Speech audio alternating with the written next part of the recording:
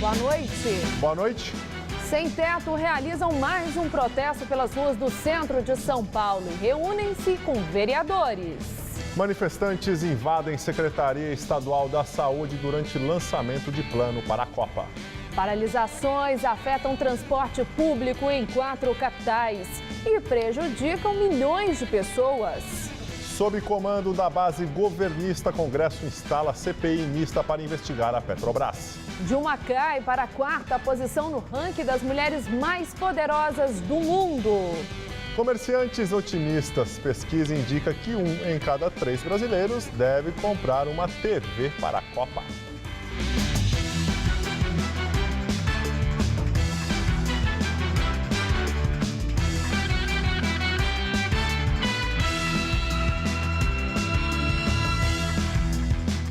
Grupo de manifestantes invade sede da Secretaria Estadual da Saúde em São Paulo. Os servidores pedem aumento de salário e vale-refeição. A confusão aconteceu na apresentação do plano de contingência do Estado para possíveis desastres e acidentes durante a Copa do Mundo.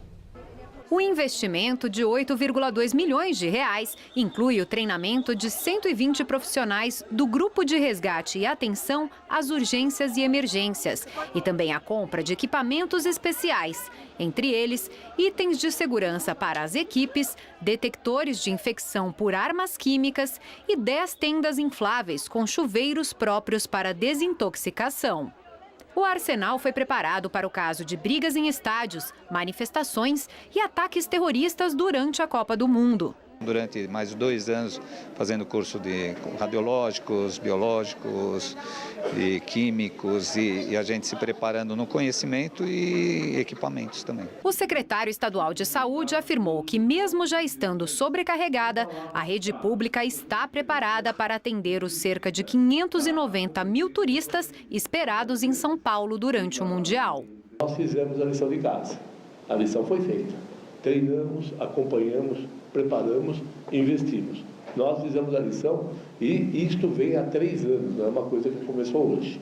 Vai servir para a Copa e vai para servir a qualquer evento que ocorra daqui para frente. O primeiro imprevisto aconteceu justamente durante a apresentação desta manhã, quando um grupo de servidores do Estado invadiu o auditório da Secretaria. E vamos tirar dia 12, dia da Copa, a maior greve da saúde pública que esse Estado já fez. Profissionais das áreas técnica e administrativa da saúde protestaram contra a demora no pagamento do prêmio de 25% do salário previsto pelo Estado. Esse ano veio uma parte só da categoria que ganhou aumento. A outra parte, ele prometeu que ia vir agora dia 23. Estava provisionado na conta. Estava no extrato bancário, no Olerite.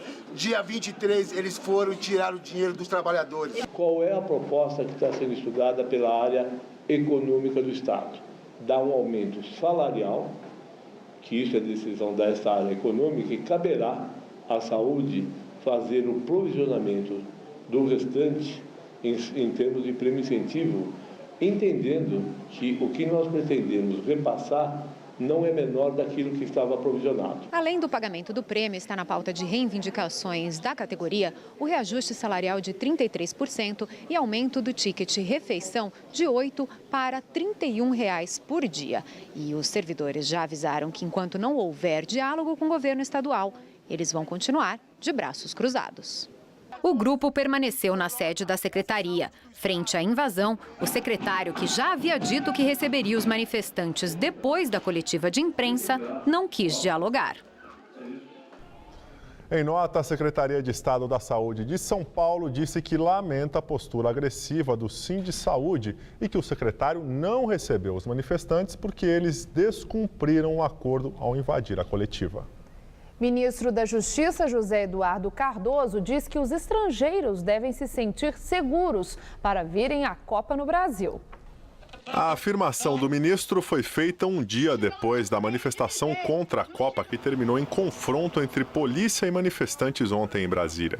De acordo com Cardoso, o episódio ocorrido mostrou que a polícia está presente nos protestos e pronta para garantir o cumprimento da lei.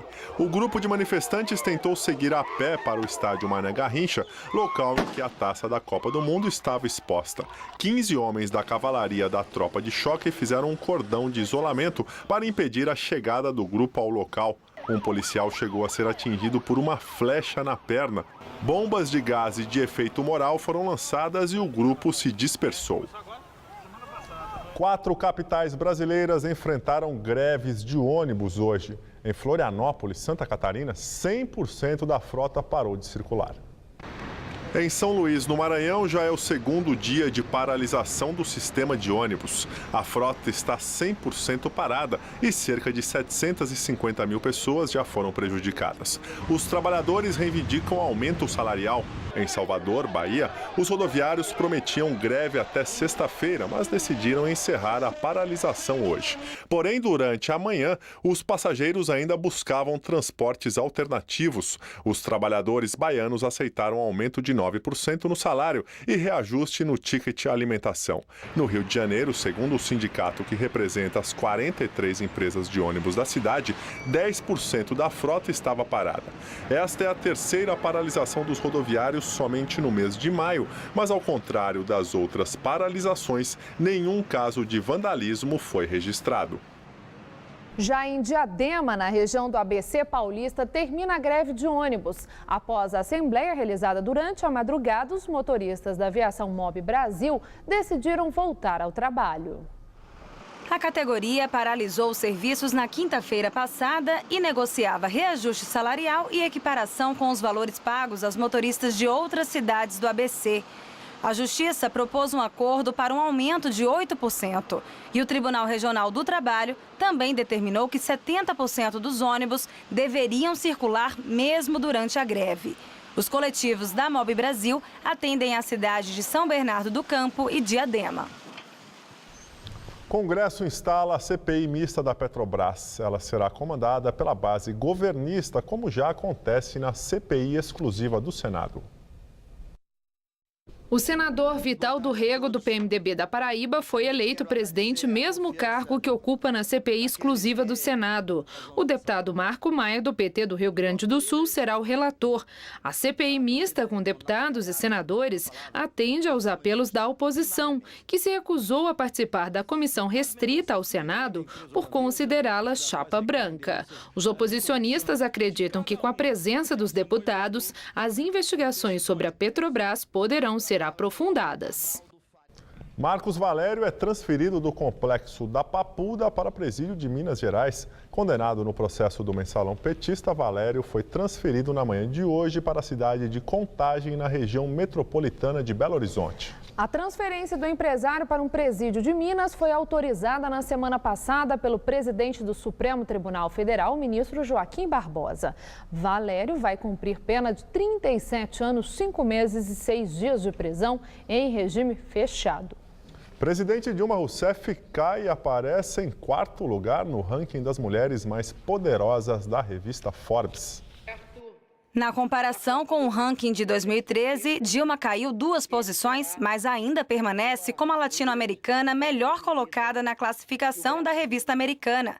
Na última lista, a petista havia ficado em 2º lugar, atrás apenas da premier alemã Angela Merkel, que voltou a encabeçar o ranking neste ano. Além de Dilma, a lista traz os nomes de outras 2 brasileiras. Graça Foster, presidente da Petrobras, que aparece em 16º lugar, e a top model Gisele Bündchen, que ficou na posição de número 89. A revista afirma que Dilma é uma das mais poderosas chefes de Estado do mundo, mesmo estando no final de seu primeiro mandato. Pesquisa da Fé Comércio indica que 1 em cada 3 brasileiros deve comprar uma TV nova por causa da Copa do Mundo. A indústria estima que serão vendidos até 18 milhões de aparelhos, 3 milhões a mais que no ano passado. João planejava poder estar na arquibancada, de frente para o gramado. Mas como não deu... Quero ter uma boa imagem, já que eu não consegui comprar ingresso para assistir ao vivo no estádio, eu tenho que assistir bem ao vivo em casa. Então deve comprar uma TV nova. Eu acho que sim, vale a pena. 1 em cada 3 brasileiros tem a mesma intenção, de acordo com a Federação do Comércio do Rio. Segundo uma pesquisa de abrangência nacional, entre os brasileiros que pretendem comprar um bem durável, 34% querem uma TV nova na sala para acompanhar o Mundial. Eu acho que motiva mais, né? Além do jogo em si, acho que assim, tecnologia melhor, acho que motiva mais para assistir, sim. Mas não pode ser qualquer aparelho. Resolução, tamanho, preço. É uma TV moderna. Sim. Para assistir a Copa, né? Aí seria bom um de 42 para cima, né? Muito bom, né? Para a gente ver se percebe os lances, as nuances do jogo, né? O que cada jogador fala um para o que o juiz sofre. Só quer ver tudo isso do seu sofá. Isso. Espaço para crescer, o mercado tem, já que, segundo a indústria, a tecnologia mais recente da tela fina só está presente em pouco mais de 20% das casas. E se o consumidor está de olho nas novidades, o comércio faz promoções para antecipar vendas que tradicionalmente só acontecem no Natal. Com as promoções da Copa, algumas redes esperam dobrar as vendas de aparelhos de TV no período de abril a junho, na comparação com o mesmo trimestre de 2013. A indústria estima que, por causa do Mundial, o comércio pode vender até 18 milhões de aparelhos, 3 milhões a mais que no ano passado. Mas como tem gente que precisa ter certeza da necessidade desse investimento, atingir esse resultado em vendas vai depender do que a seleção brasileira mostrar em campo. Que não vale a pena gastar, que de repente a seleção não vai tão bem e o investimento não foi pago, vamos dizer assim, né? Se não passar da primeira fase... não adianta muita coisa. Já esse professor defende cautela no consumismo, independentemente do apoio à seleção. Eu acho que tem coisas mais necessárias a consumir, né, do que, às vezes, ir por impulso, né? Acho que tem que torcer pela seleção, isso daí sim, acho que tem que torcer. Na TV nova ou na velha mesmo? Em qualquer uma, até na rua. E agora vamos ao comentário de Bob Fernandes. Há poucos dias da Copa, talvez num ato falho, Joana Avelange e Ronaldo entregaram o ouro e se entregaram. Ronaldo é membro do comitê organizador local da Copa, o COL. É, portanto, parceirão da FIFA e da CBF. Ronaldo disse: o povo está traumatizado com os corruptos. Joana Avelange, diretora do mesmo COL, foi além. Compartilhou no Instagram a frase: o que tinha para ser roubado já foi. Joana é filha de Ricardo Teixeira e neta de João Avelange. Ronaldo é membro do COL, tem Neymar como cliente da sua agência e é comentarista na TV Globo. Comenta as atuações do seu cliente Neymar. Ronaldo não enxerga conflito ético nas suas múltiplas ações. Um dia ele disse: Ricardo Teixeira tem duplo caráter. Ronaldo agora fala em superfaturamento. Isso 3 anos depois de dizer não se faz Copa com hospital, enquanto apertava as mãos do duplo caráter. 1 ano e meio depois da inauguração de estádios, ele descobre superfaturamento. Um raio nos gramados, o craque parece lento fora de campo.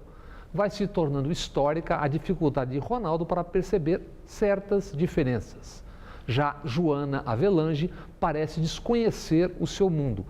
Ela não sabe por que o avô renunciou à presidência de honra da FIFA e à vaga do Comitê Olímpico Internacional.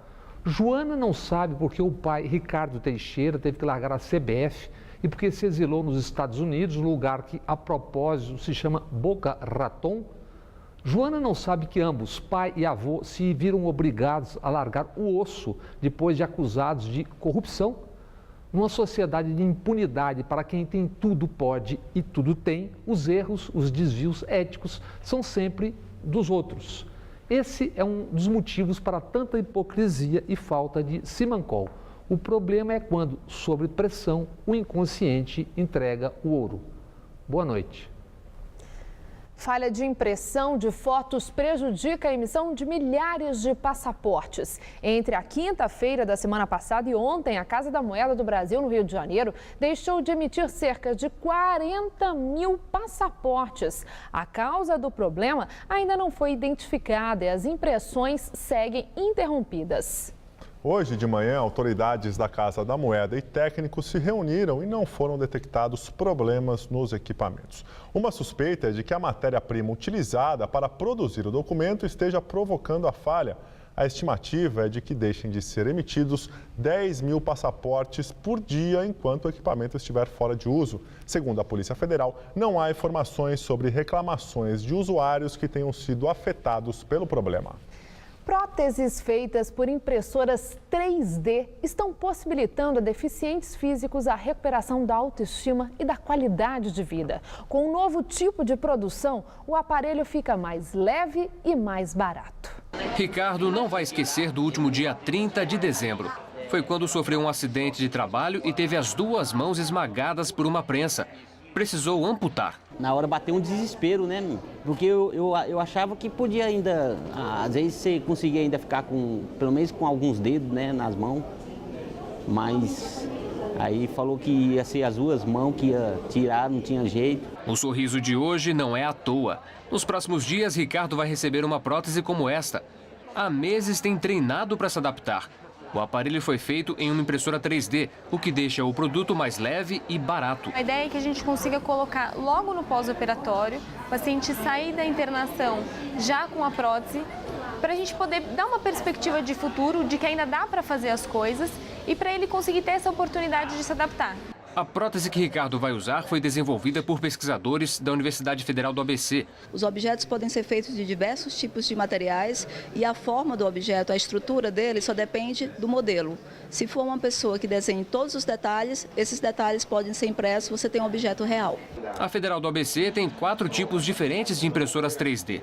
Há 15 anos, elas custavam R$300 mil.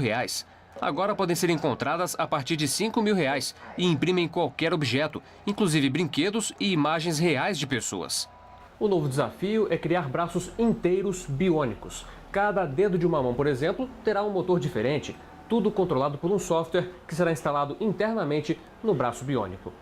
Cada parte da mão e dos dedos já foi impressa. Ainda falta o restante do braço. Por dentro dos dedos vai passar os sistemas elétricos. Já se estão fazendo alguns testes em Estados Unidos, por exemplo, de tentar imprimir rins. Já se tem feito bexigas artificiais. O maior desafio ainda é a falta de verbas, para que os estudos e projetos sejam feitos de maneira mais rápida. A grande alegria, o grande sorriso que você vê a uma pessoa dessas é muito gratificante. Eu acredito que esse é o melhor diploma, o melhor grau que a gente pode conseguir com isso. Se Deus quiser, vai dar tudo certo, né? Para mim poder pelo menos conseguir fazer minhas coisinhas normal, né? Vida nova de novo, né? A vida continua, né? Comitê que acompanha a situação do sistema Cantareira recomenda à Sabesp que reavalie a operação nas represas. De acordo com o comunicado, o grupo, que é gerido pela Agência Nacional de Águas e pelo Departamento de Água e Energia Elétrica de São Paulo, pede para que a Sabesp considere um cenário mais desfavorável ao realizar os planos para a retirada de água dos reservatórios. Ainda segundo o documento, a cada 15 dias deverá ser feita uma reavaliação de quantos litros serão retirados no mês da represa. Hoje, o sistema está com 25,3% da capacidade. Desse total, 18,5% vem do fundo dos reservatórios, o chamado volume morto que começou a ser retirado no último dia 15. A cidade de São Paulo teve mais uma madrugada gelada. Os termômetros da capital paulista amanheceram marcando apenas 12,6 graus. Durante o dia, o sol até apareceu entre algumas nuvens, mas não chegou a esquentar. E será que o frio continua? Vamos ver como fica o tempo amanhã no Brasil e em todo o estado de São Paulo com Mariana Armentano. A onda de frio continua tomando conta de todo o centro-sul do país. Uma grande massa de ar seco polar mantém o tempo firme sem nenhuma gota de chuva em toda essa área, entre o Rio Grande do Sul Minas Gerais, Goiás e se estende pelo norte do Brasil, chegando a Rondônia e o Acre. Amanhã há chances de chuva forte, principalmente no norte do Brasil e entre os estados do Maranhão e o Rio Grande do Norte. Por causa do ar polar, não faz mais que 16 graus em Curitiba e 20 graus em Florianópolis. No Rio de Janeiro, 25 graus e também em Brasília. Para os paulistas, a previsão é de tempo aberto e seco no interior do estado. E por causa do frio da madrugada, o dia amanhece com neblina, mas o sol predomina durante a tarde. A quinta-feira começa com apenas 10 graus em Marília e 12 graus em Araçatuba. E à tarde, a máxima não passa dos 22 graus em Franca e dos 25 em Ribeirão Preto. No litoral, o sol aparece entre nuvens, ainda com um pouco de chuva, e a máxima fica em torno dos 24 graus. E no Vale do Paraíba e na região metropolitana, o sol aparece tímido entre alguma nebulosidade, mas não há previsão de chuva. O dia vai ser de frio e tempo firme. Nesta quinta-feira, mínima de 13, máxima de 20 graus na capital. Na sexta, o sol forte ajuda a esquentar um pouquinho, máxima de 23. E no sábado, dia de sol, céu azul e temperaturas na casa dos 24 graus. Eu volto daqui a pouco no Jornal da Gazeta, edição das 10. Após protesto que interrompeu vias do centro de São Paulo à tarde, integrantes do Movimento dos Trabalhadores Sem Teto foram recebidos na Câmara Municipal. O MTST pede que o plano diretor da cidade seja votado antes da Copa do Mundo. O texto já foi aprovado em primeira votação e espera a inclusão de emendas dos vereadores. A manifestação começou na Praça da República, no centro de São Paulo, com palavras de ordem contra a Copa do Mundo. 1, 2, 3, 4, 5 mil, ou dá a nossa casa ou não tem Copa no Brasil. Foi uma caminhada curta até o viaduto Jacareí, onde fica a Câmara dos Vereadores. O policiamento no prédio foi reforçado. Policiais com escudos impediam a entrada de manifestantes. O ato de hoje é para pressionar vereadores a apresentarem emendas para o projeto do Plano Diretor de São Paulo que tramita aqui na Câmara, que são de interesse do movimento. A principal delas é a que transforma um terreno em Itaquera, na zona leste de São Paulo, em zona de interesse social, o que possibilitaria a construção de moradias populares. O terreno, que foi chamado de Ocupação Copa do Povo, fica próximo à Arena Corinthians, em Itaquera. Tem cerca de 150 mil metros quadrados e está ocupado por quase 3 mil famílias ligadas ao MTST. A Justiça já determinou a reintegração de posse, mas estendeu o prazo para junho. O governo federal também estuda a possibilidade da construção de moradias populares no local. A negociação pressupõe isso. Se o terreno não se transformar em ZEIS, a negociação acaba. Hoje ele é uma zona industrial. Para que ele se transforme em moradia popular, é preciso que tenha esse passo da transformação em ZEIS. No fim da tarde, uma comissão de 10 integrantes do MTST foi recebida pelo presidente da Câmara, José Américo, do PT, e pelo vereador Nabil Bonduque, que também é do PT e é relator do plano diretor. A reunião foi a portas fechadas, mas no final saíram com a promessa de que a emenda será avaliada. O que eu informei eles que essa proposta está sendo analisada, que há uma intenção geral nossa de ampliar a quantidade de ZEIS na cidade, porque o problema da habitação popular é um problema sério em São Paulo. Até terça-feira, quando nós faremos uma audiência pública e deveremos ter já um texto substitutivo, poderá ser acolhida desde que haja um entendimento com o conjunto dos vereadores, com o governo e com todos aqueles que estão envolvidos nesse processo de decisão. E a repórter Fernanda Azevedo continua na Câmara Municipal e tem mais informações sobre a manifestação do MTST. Fernanda.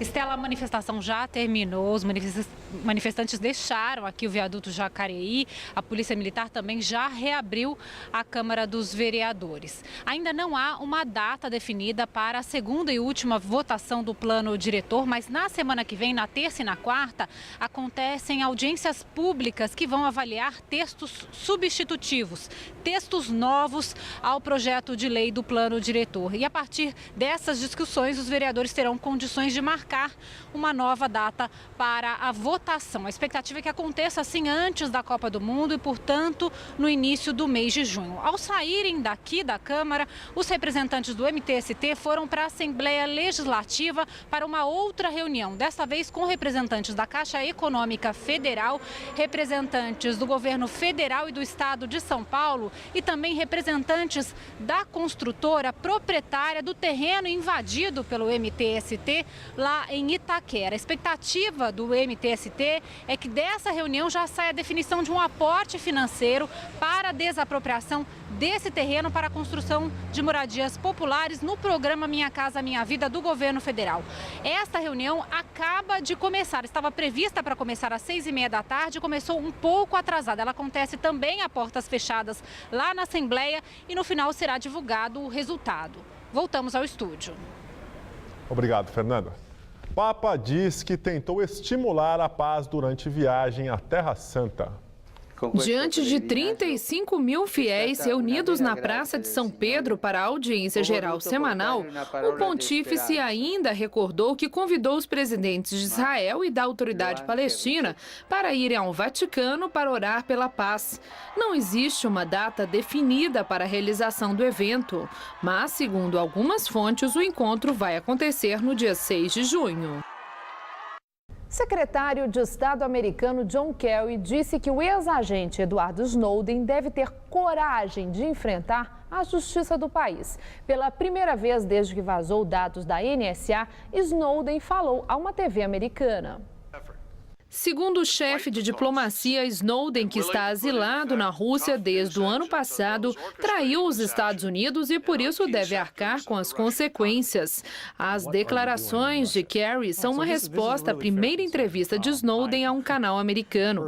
A conversa foi exibida pela NBC. No depoimento, o ex-técnico de informática relata como roubou e vazou documentos secretos, que revelaram ao mundo como funcionava o programa da Agência Nacional de Segurança Americana, que espionou milhões de pessoas, entre elas a presidente Dilma Rousseff. E agora vamos ao comentário de economia com Vinícius Torres Freire. Pesquisas mostram que a intenção de consumo das famílias caiu muito em maio. A confiança dos empresários da indústria, do comércio, da construção civil e dos serviços caiu muito de novo em maio também. A queda na confiança só não foi maior que a de 2008, quando o mundo entrou numa baita recessão. Desculpem as más notícias, mas não sou eu quem está dizendo, são os consumidores e os empresários. A pergunta é, esse mau humor e desânimo muito forte são passageiros? Quer dizer, a situação não está boa, mas o desânimo muito forte pode passar? Pode ser que os tumultos na rua, a insatisfação com a política, as greves, os protestos da Copa e o efeito disso tudo no comércio e no dia a dia da produção e do trabalho tenham piorado temporariamente o humor além da conta. Ainda não sabemos.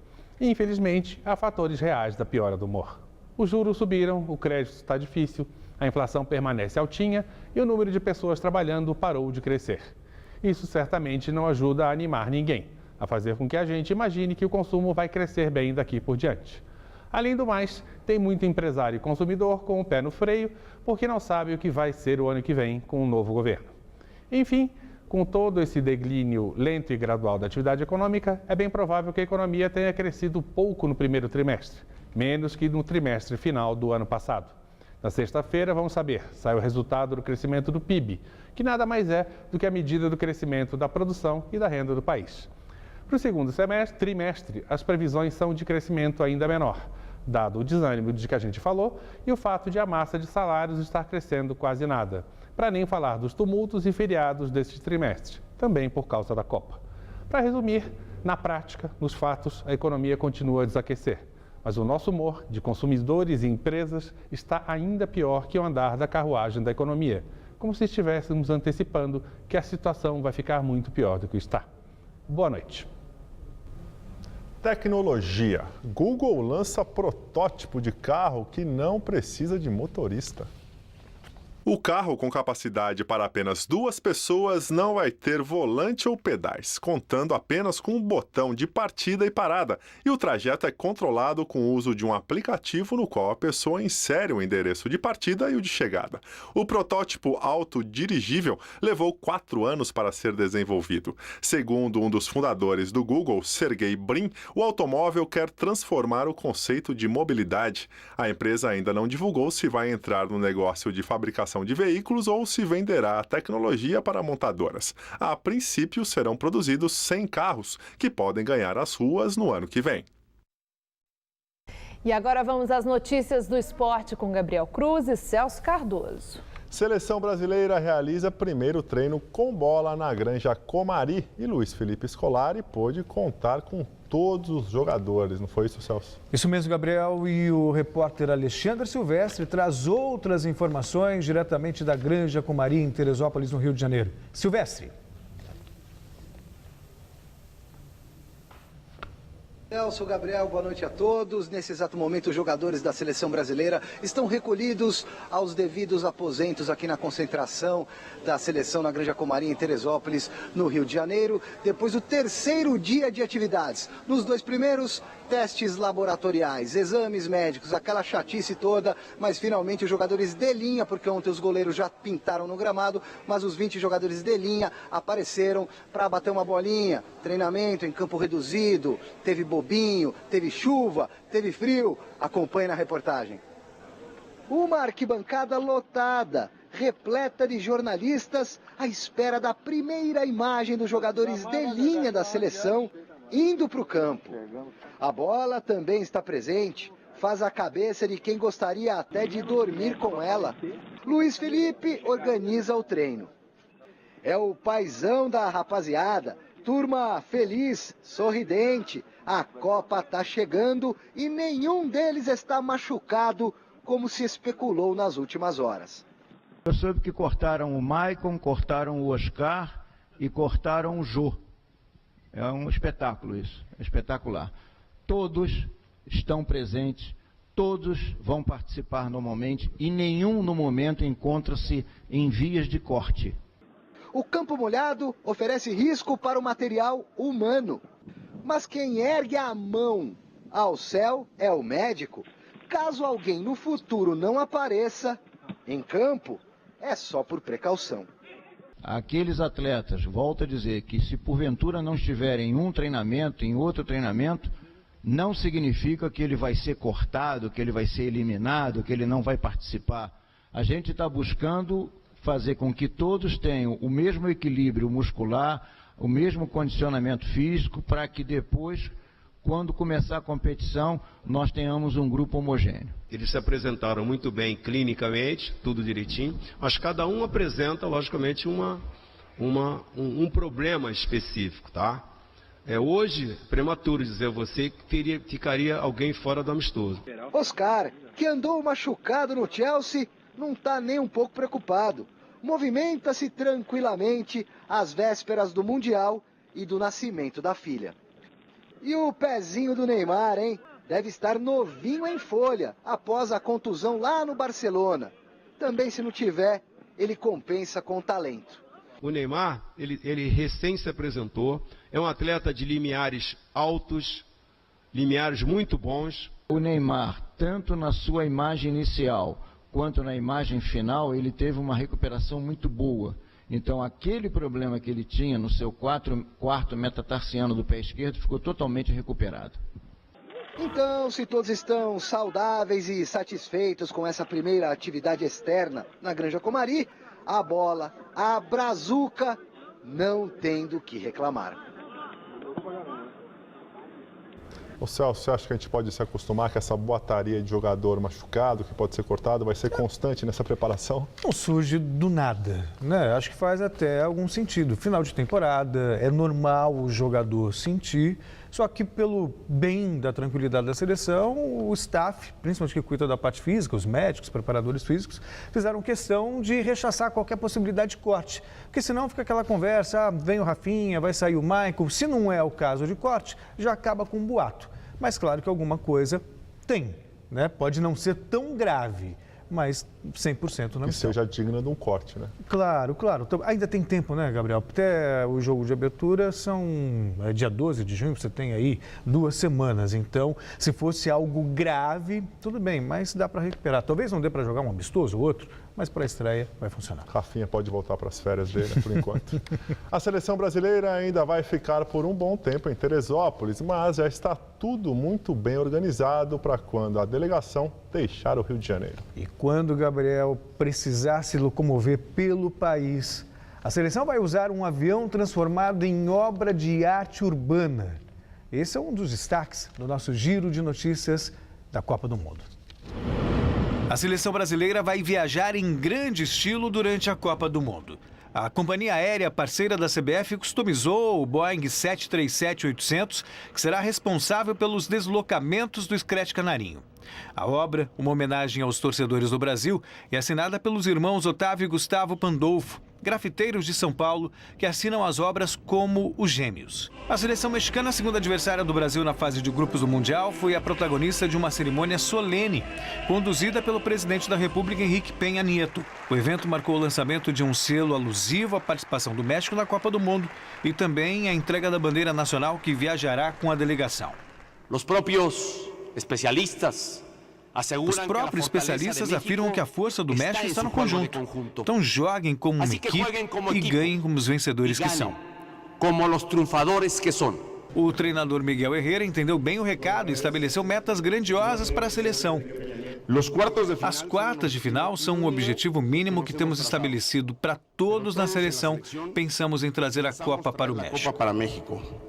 A seleção da Holanda, possível adversário do Brasil nas oitavas de final, vai ter um importante desfalque no Mundial. O veterano meio-campista Rafael van der Vaart sofreu uma lesão muscular na panturrilha direita no treino desta terça-feira e está fora da competição. E já tem seleção chegando para a disputa do Mundial. A delegação australiana embarcou hoje para o Brasil e deve desembarcar esta noite em Vitória, onde ficará concentrada. A despedida dos torcedores no aeroporto não foi das mais efusivas, mas os jogadores se mostraram empolgados na rápida coletiva de imprensa concedida antes do embarque. É sempre um sonho ir para a Copa do Mundo, independentemente se é a primeira ou a terceira. Então, estou tão animado como se estivesse em 2006. Estou ansioso por isso e espero deixar a Austrália orgulhosa, afirmou um beia, Marc Bretiano. Falar agora de Campeonato Brasileiro. Quarta-feira de jogos pela 8ª rodada. 2 deles acontecem neste momento. O Sport recebe o Grêmio, o Criciúma enfrenta o Curitiba, mas na verdade 3 deles, né? Enquanto o Palmeiras pega o Botafogo em Presidente Prudente, por enquanto todos 0-0. Os demais jogos acontecem a partir das 9 da noite. Confira. Às 9 no Serra Dourada, o Goiás tem pela frente o Vitória. E o Internacional recebe a Chapecoense em Caxias do Sul. Às 10 da noite, o Atlético Mineiro joga contra o Fluminense em Ipatinga. O Corinthians tem compromisso com o Cruzeiro no estádio do Canindé. E o São Paulo vai até Uberlândia enfrentar o Atlético Paranaense. Amanhã, às 7h30 da noite, o Flamengo pega o Figueirense no Morumbi. E fechando a rodada, às 9, o Santos visita o Bahia em Feira de Santana. No estádio do Canindé, o Corinthians aposta na boa fase para se aproximar da liderança. A goleada sobre o Sport por 4-1 no último final de semana mudou o astral corintiano, que conta também com o apoio da torcida para vencer no estádio da Portuguesa. Não há como negar. A vitória diante do Sport motivou o time do Corinthians. Agora o elenco está tão otimista que pede o apoio da torcida para o jogo desta noite, contra o Cruzeiro. Pedimos que ele seja compreensivo com as dificuldades que podemos ter num jogo, que é normal que tenhamos dificuldades diante de um adversário como é o Cruzeiro, mas que só temos chance de construir uma vitória se ele estiver ao nosso lado nos apoiando exatamente nos momentos mais difíceis. O último triunfo ajudou o time a se estruturar mais dentro e fora de campo. Ganhou consistência e força para superar as adversidades. Como, por exemplo, no gol. Cássio fica de fora por uma contusão no joelho. Walter será titular. Talvez a única mudança da equipe que ainda não tem um lar definido neste Brasileirão. Como mandante neste Campeonato Brasileiro, em 7 rodadas, o Corinthians disputou 3 jogos em casa, em 3 locais diferentes. Pacaembu, Arena Corinthians e também Estádio do Canindé. Isso acaba atrapalhando um pouco o time dentro de campo. O fato de ter que mudar de estádio, não tenha dúvida que traz prejuízo também. Você se familiariza com o lugar e esse lugar é a sua casa. Quando você tem que mudar ela, fazer uma casa meio itinerante, é lógico que não é o ideal. Mas é a circunstância que temos que enfrentar agora. Aliás, quase todos estão enfrentando. Por hoje é só, Gabriel. Você volta com os gols. Com certeza. Valeu, Celso. Tchau, tchau. Até amanhã. Estela, é com você? Deputado estadual Luiz Moura, do PT, nega ter se reunido com o PCC. De acordo com a investigação da Polícia Civil, o petista participou em março de uma reunião na sede de uma cooperativa de transporte na Zona Leste, em que estiveram presentes ao menos 13 membros da facção criminosa. Em pronunciamento no plenário da Assembleia Legislativa, hoje à tarde, o deputado afirmou que tem sido alvo de discriminação e que a imprensa tem noticiado inverdades e injustiças a seu respeito. Eu aproveito esse momento aqui, onde está aqui a imprensa, está aqui os nobres pares, os funcionários dessa casa, para mais uma vez dizer, eu não devo absolutamente nada. Eu sou inocente.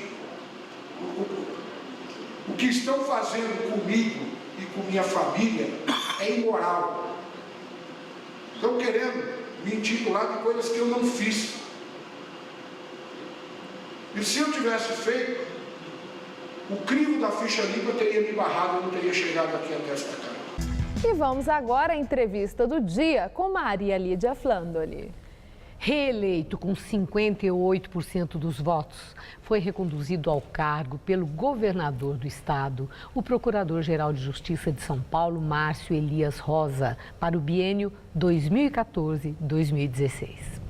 E hoje, o Jornal da Gazeta recebe o Dr. Marcos Elias Rosa. Uma oportunidade para sabermos sobre as futuras ações no comando da Procuradoria-Geral de Justiça do Estado. Parabéns por sua reeleição. Muito obrigado. E muito obrigada por estar aqui. O senhor vai ficar mais 2 anos no comando da Procuradoria. Vai ser uma continuidade ou o senhor vai trazer inovação? Muito boa noite a todos os nossos telespectadores. Mais 2 anos, mais um biênio de continuidade, mas cuja marca há de ser a inovação. Há muito espaço para o crescimento, para o fortalecimento e para que o Ministério Público do Estado de São Paulo também descubra novas formas de prestar serviços à população.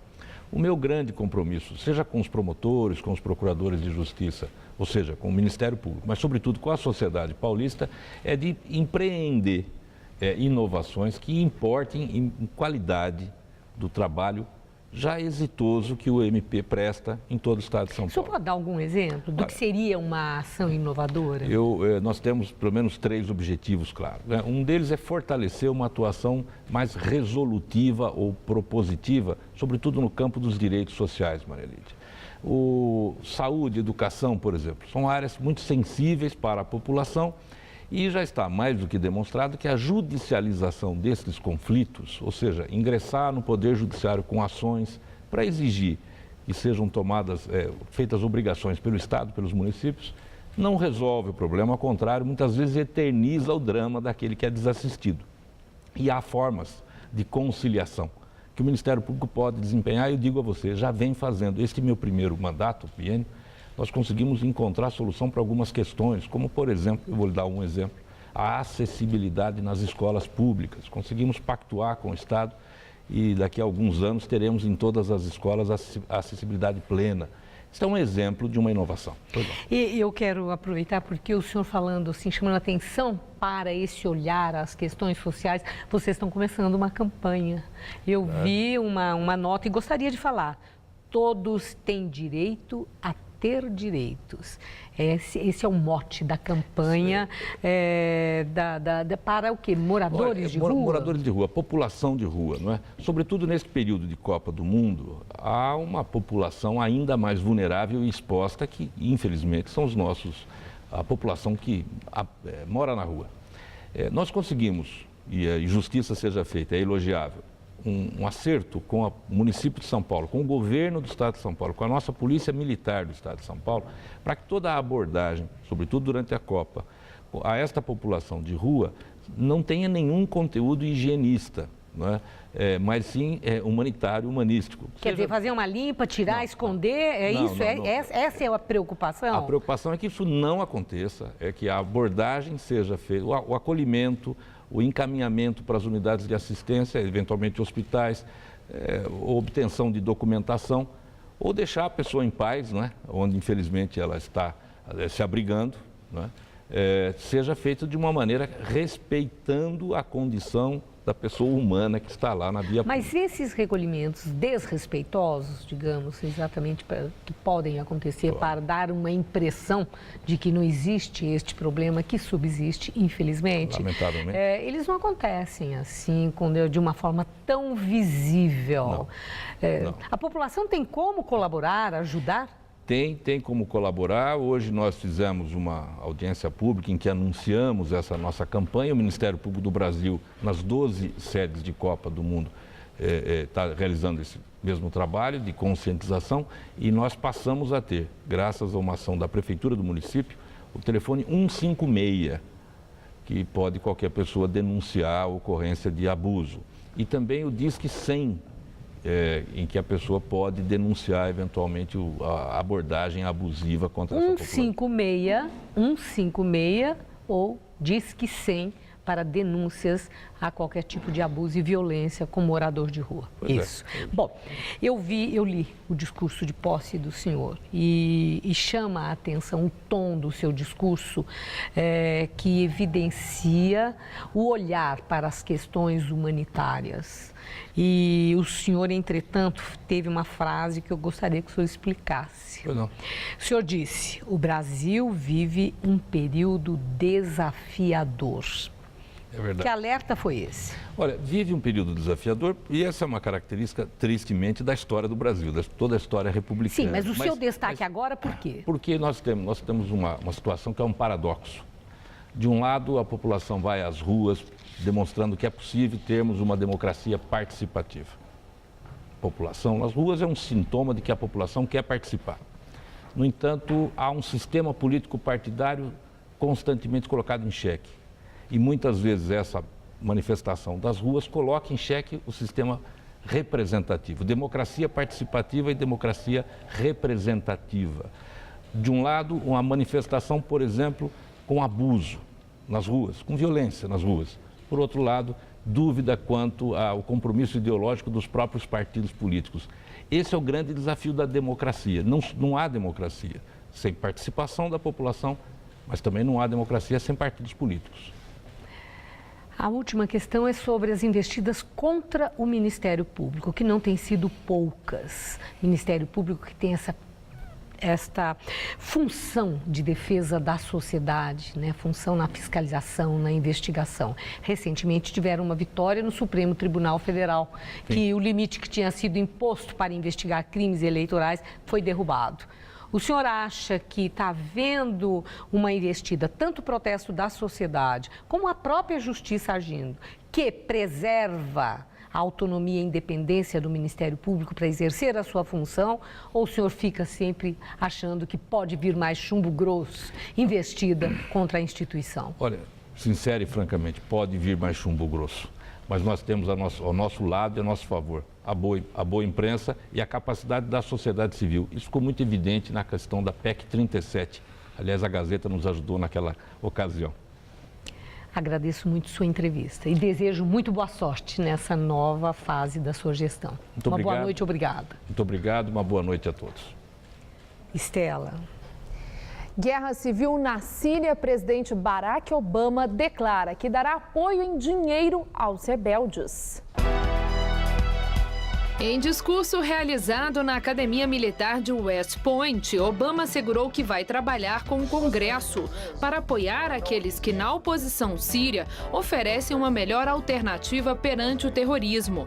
Oficialmente, o apoio dos Estados Unidos aos rebeldes será de uma ajuda não letal de 287 milhões de dólares.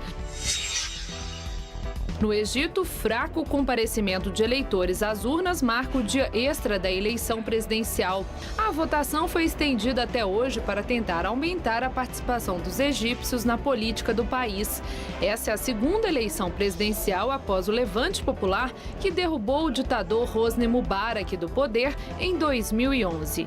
Mohamed Morsi foi eleito, mas deposto por militares que atualmente governam o país de forma interina. Em meio a um golpe militar, Tailândia bloqueia o uso do Facebook no país. O Ministério da Tecnologia da Informação tailandês declarou que pode proibir o uso de outras redes sociais no país. Com a medida, o governo militar quer evitar a propagação de possíveis críticas ao regime. O golpe aconteceu no último dia 22. Apesar da repressão, muitos tailandeses têm protestado constantemente contra o governo da junta militar. Os manifestantes pedem eleições diretas. Na França, quase 1.000 imigrantes ilegais são despejados pela polícia. O acampamento estava localizado na cidade de Calais, região que atrai fugitivos de zonas de guerra e de países pobres. As autoridades francesas informaram que a desocupação era necessária para lidar com o surto de sarna e o aumento da violência nos campos. Os menores foram enviados para abrigos e os adultos foram para um alojamento temporário em outra região. Novo presidente da Ucrânia promete acabar com a guerra no leste do país. Segundo Poroshenko, a insurreição separatista pode provocar o corte do fornecimento de gás, afetando a Europa. A Ucrânia acumula uma dívida de quase 3 bilhões de dólares com a Rússia referente ao uso de gás. A estatal ucraniana Gazprom concordou em pagar apenas uma parte desse total.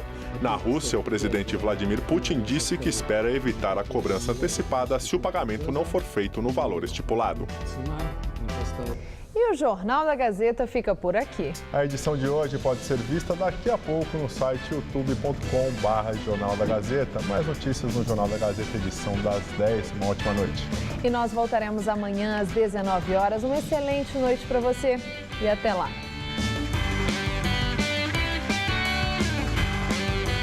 Hoje, 11h30 da noite, o Eu Nunca recebe o senador Eduardo Suplicy.